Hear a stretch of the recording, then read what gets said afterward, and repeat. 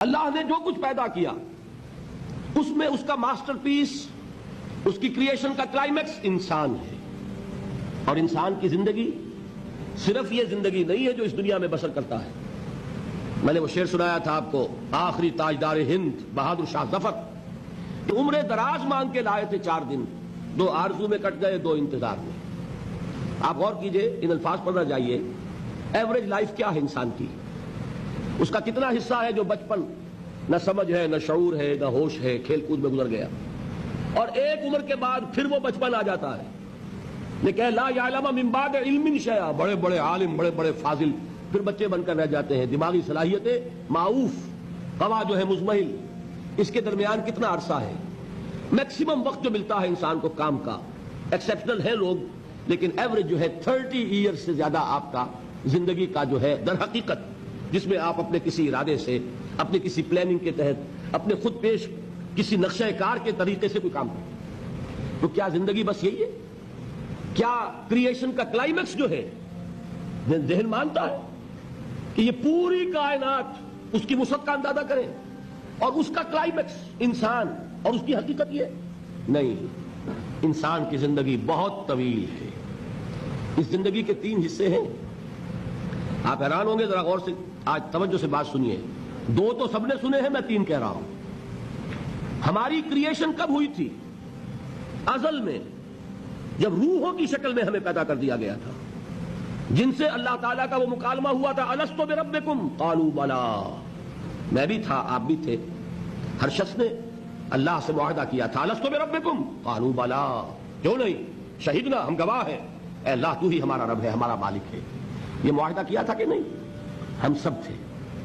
فرق کیا ہے؟ صرف ہماری ارواح تھی، یہ اجساد نہیں تھے، جسم نہیں تھے، ارواح تھی. تو کریشن تو اس وقت سے ہے. ایک زندگی ہماری وہ ہے جو ہم بتا آئے.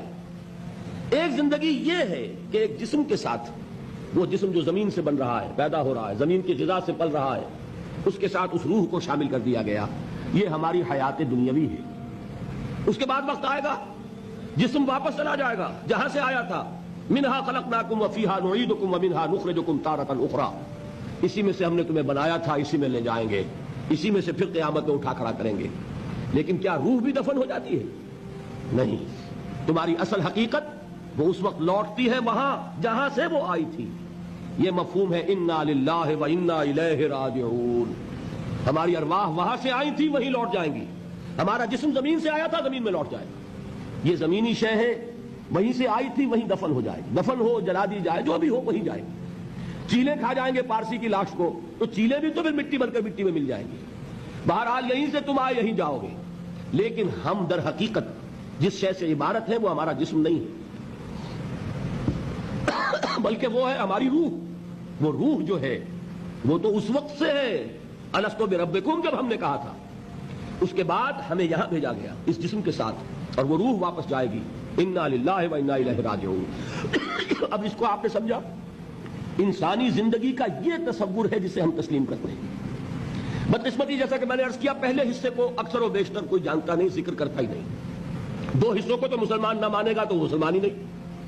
حیات دنیاوی، حیات اخروی، یہ 2 تو ماننے پڑیں گے نا، ورنہ تو مسلمان ہی نہیں بنتا.